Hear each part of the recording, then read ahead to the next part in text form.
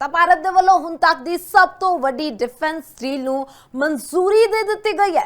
156 light combat helicopter ਖਰੀਦੇਗਾ Bharat. Made in India ਹਨੇ helicopter. ਤਾਂ ਦੱਸ ਦਈਏ ਕਿ ਸਭ ਤੋਂ ਵੱਡੀ ਡਿਫੈਂਸ ਡੀਲ ਨੂੰ ਮਨਜ਼ੂਰੀ ਦੇ ਦਿੱਤੀ ਗਈ ਹੈ। ਹਿੰਦੁਸਤਾਨ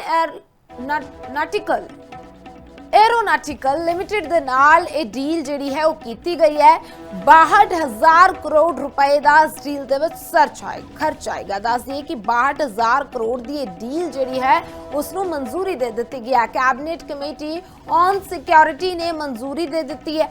90 भारतीय फौज ते 60 हवाई सेना के लिए ये मंजूरी दी गई है। तो डिफेंस डील नूं मंजूरी दे दी गई है। बड़े लंबे समय तो चर्चा जिहड़ियां सन इस डील नूं लैके चल रही सन और दस दी कि 90 भारतीय फौज ते 60 हवाई सेना दे लई जो ये मंजूरी है दे दी गई है और हुण तक दी भारत की सब तो वड्डी डिफेंस डील है। 156 लाइट कंबैट हैलीकॉप्टर हुण भारत खरीदेगा। मेड इन इंडिया ये हैलीकॉप्टर ने जिन्हां दी खरीदारी हुण कीती जाएगी और हिंदुस्तान एरोनॉटिकल लिमिटेड दे नाल ये डील फाइनल हो गई है।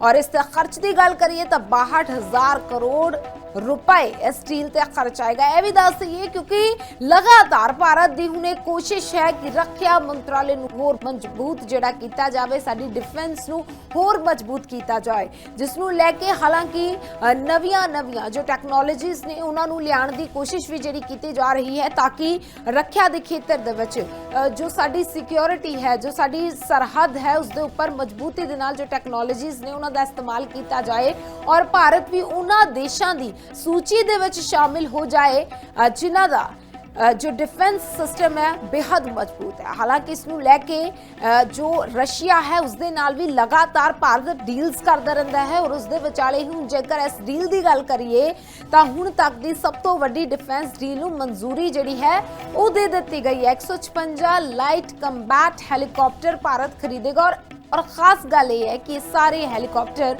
मेड इन इंडिया ने। तो हिंदुस्तान एरोनॉटिकल लिमिटेड दे नाल ये डील फाइनल हो गई है जिसके उपर कुल 62,000 करोड़ रुपए का खर्च है। तो भारत दे वल्लों हुण तक दी सब तो वड्डी डिफेंस डील नूं मंजूरी दे दी गई है। 156 लाइट कंबैट हैलीकॉप्टर खरीदेगा भारत। मेड इन इंडिया हने हैलीकॉप्टर। तो दस दिए कि सब तो वड्डी डिफेंस डील नूं मंजूरी दे दी गई है। हिंदुस्तान एरोनॉटिकल लिमिटेड दे नाल ये डील जिहड़ी है वो कीती गई है। 62,000 करोड़ रुपए का इस डील दे विच खर्च आएगा। दस दिए कि 62,000 करोड़ की डील जिहड़ी है उसनूं मंजूरी दे दी गई है। कैबिनेट कमेटी ऑन सिक्योरिटी ने मंजूरी दे दी है।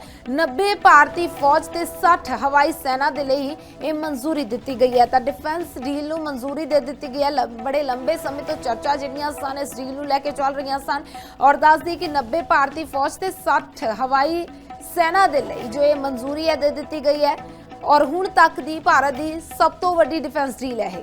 156 लाइट कंबैट हैलीकॉप्टर हुण भारत खरीदेगा। मेड इन इंडिया ये हैलीकॉप्टर ने जिन्हां दी खरीदारी हुण कीती जाएगी और हिंदुस्तान एरोनॉटिकल लिमिटेड दे नाल ये डील फाइनल हो गई है।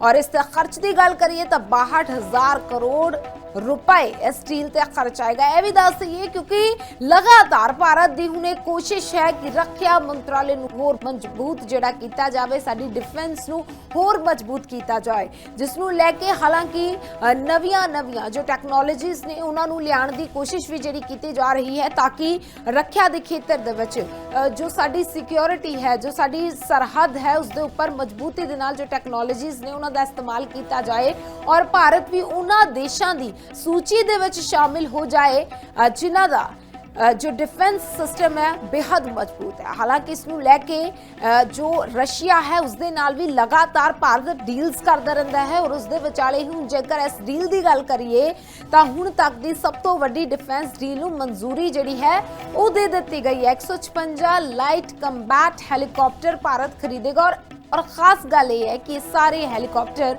मेड इन इंडिया ने। तो हिंदुस्तान एरोनॉटिकल लिमिटेड दे नाल ये डील फाइनल हो गई है जिसके उपर कुल 62,000 करोड़ रुपए का खर्च है।